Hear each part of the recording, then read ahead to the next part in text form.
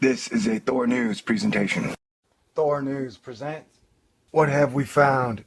Tyche, Tyche, Hercolubus, Nibiru, Nemesis, Tiamat. WTF is that giant planet-looking thing on the set-your-head cameras. Seems like just as the comet Ison's story is dying down, asterisk, we got Planet X, or the sun's binary companion, showing up again. Now, I want to be quick to point out that those who debunk are serial debunkers have pointed out that this is a lens flare from Venus, and it appears about once a year in the cameras. And then everybody freaks out and loses their minds. It's like, oh my God, Nibiru's coming. Now, where it does seem more proclaimed each year, I'm a little bit skeptical personally, because I'm wondering, all right, dude, this really was a planet star 6 times the size of Jupiter. Wouldn't it have some type of a effect on our solar system? Like, wouldn't the orbits of the solar system be going haywire wild? I mean, I admit, when you look at these photographs and the images, it's extremely freaky deaky, super freaky deaky. And someone has even pointed out that you can almost see a bow shock in the photographs. But I'm still like, hey, dude, shouldn't we be able to kind of see it a little? I mean, every once in a while. I mean, that thing is massive. Giant, giganormous. Even if it's scattered, smothered, and covered in a giant cloud of oxide dust. You know, we should still be able to see it. Well, you know, with everything going on nowadays, who knows, man? But so, on the side of it being a lens flare, or this not being a solar body, one, shouldn't we be seeing a lot of national disasters? Also, I mean, I think we could see it every once in a while. As far as it being real, nothing would surprise me nowadays. And as our good friend Amy Mainzer has pointed out in the future, she loves the star orrery. And so it seems like almost all yellow stars have some type of a red star companion. And the thing imaged in here looks about the same size as Tyche and Hercolubus. And Hercolubus is just really fun to say. Say it, Hercolubus. Hercolubus. Now, the kids may enjoy the Nibiru myths. I prefer the old mythologies. For example, Tyche is the nickname given to a hypothetical gas giant located in the solar system's Oort cloud, first proposed by astrophysicists John Baptiste, Patrick Whittam, Daniel Whitmire, and they argued the evidence of Tyche's existence can be seen in a supposed bias in the points of origin from long-period comets. Well, we haven't seen any new long-period comets lately, have we? Oh, hey, wait. Then there's always Nemesis. It's a hypothetical red dwarf star, brown dwarf star if you're colorblind, originally postulated in 1984 to be orbiting the sun at a distance of about 1.5 light years, somewhat beyond the Oort cloud.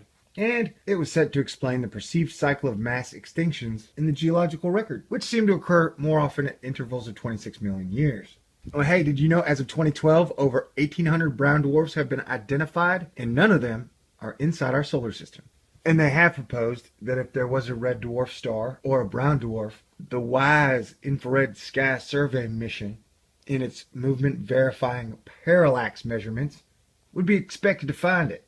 And we all know Amy Mainzer and NASA would have told us, hey, yeah, we found it. Everybody freak out. So they haven't told us. So I guess we should feel good. Now, Hercolubus. Why does it seem like everything in celestial physics has sexual undertones? Now, Hercolubus, in 1999, V.M. Rabolu wrote in Hercolubus, or the Red Planet, that Barnard's star is actually a planet known to the ancients as Hercolubus, which reportedly came dangerously close to Earth in the past, destroying Atlantis, and was going to come back again. Nancy, leader, is a big fan of his work, though I don't trust her because in 2004 she told everybody to eat their dogs. And if you want to lose me, tell me to eat dogs, man. You know? This article, which I'll link to you, and it's really good, goes on to say that in Gnosis, this planet is known as Hercolubus. In the Bible, the planet is referred to as Wormwood, while modern astronomers have named it Barnard's star. Hercolubus is about 600 times the size of Earth. As the orbits of the planets get closer, their gravitational and magnetic fields exert forces on one another. Barnard's star is about 6 light years from us. And if that isn't crazy enough, about 2 weeks ago, British astronomers reported that they had found the 2 oldest brown dwarfs in our galaxy. And the picture they use in all the articles shows the massive brown dwarf kind of like lurking and hovering over our solar system, which is interesting. Man, professional astronomers sure have an interesting sense of humor. It's kind of sense of humor where, like, nobody laughs and they think that's funny. Will you guys do me a favor? Will you teach your children to be nice to the geeks and the nerds? Because maybe if everybody would be nice to the scientist kids, when they grow up, they'll have better social interactions with people. Unlike in other walks of life, the galaxy's oldest members move much faster than its younger population, said lead author Dr. David Pinfield. Stars near to the sun are made up of 3 overlapping populations: the thin disk, the thick disk, and the halo. All right, fast-moving brown dwarfs, lens flares, parallax, space ducks, and then there's always blue Kachina and red Kachina. Or then there's always, on this article NASA had, to where Halloween was completely unrelated, they had a giant picture of a giant pumpkin, and everybody knows the pumpkin is the largest star in the universe.